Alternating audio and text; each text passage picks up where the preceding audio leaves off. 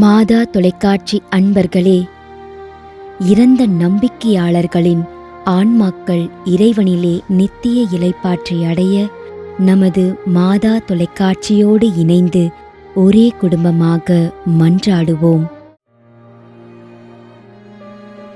பிரகாஷ் 1ஆம் ஆண்டு நினைவஞ்சலி.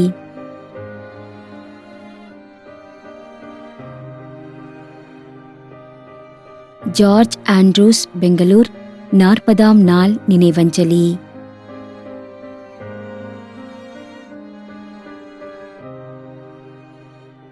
Jerome Rosario, Coimbatore.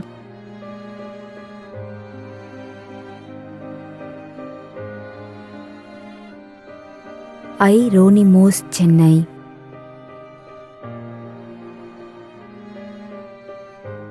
மேலும் யாரும் நினையாத நம்பிக்கையாளர்களின் ஆன்மாக்களுக்காகவும் மன்றாடுவோம். தந்தை, மகன், தூய ஆவியாரின் பெயராலே ஆமென். ஆண்டவருடைய பெயராலே நமக்கு உதவி உண்டு. விண்ணையும் மண்ணையும் படைத்தவர் அவரே. திருவெளிப்பாட்டு நூலிலிருந்து வாசகம். அதிகாரம் 14, இறைவார்த்தை 13. விண்ணகத்திலிருந்து ஒரு குரலை கேட்டேன்.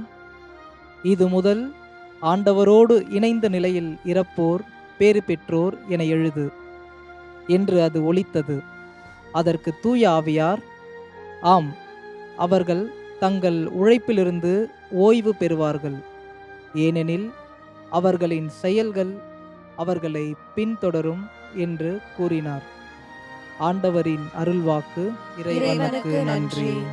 நம்மிடையே வாழ்ந்து இறந்து போன இறைவனின் அடியார்களுக்காகவும், மேலும் குறிப்பாக மாதா தொலைக்காட்சி வழியாக நீத்தார் நினைவில் இன்று நினைவு கூறும் இறைவனின் அடியார்கள் அனைவருக்காகவும் மன்றாடுவோம்.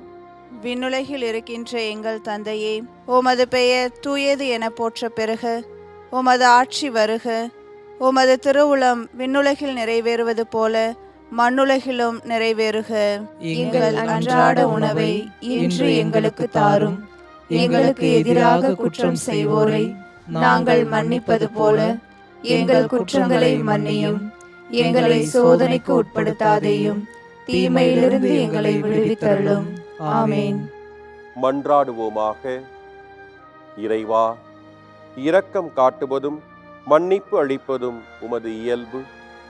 ஆகையால் உமது திருவடிகளுக்கு வந்துள்ள இன்று நாங்கள் நினைவு கூறும் ஆன்மாக்கள் மீது இரக்கம் கொண்டு அவர்களுடைய குடும்பத்தார் மற்றும் மாதா தொலைக்காட்சி குடும்பம் செலுத்தும் ஜெபங்களை ஏற்று அவர்களது குற்றங்களையும் அவற்றிற்குரிய தண்டனையும் மன்னித்து அமைதியையும் முடிவில்லா வாழ்வையும் தந்திடுமாறு எங்கள் ஆண்டவராகிய கிறிஸ்து வழியாக உம்மை மன்றாடுகிறோம். ஆமென். நிலையான இளைப்பாறுதலை ஆண்டவரே இவர்களுக்கு அளித்தருளும். முடிவில்லாத ஒளி இவர்கள் மேல் ஒளிர்வதாக. இறந்த நம்பிக்கையாளர்களின் ஆன்மாக்கள் இறைவனின் இரக்கத்தினால் அமைதியில் இளைப்பாறுவனவாக. ஆமென்.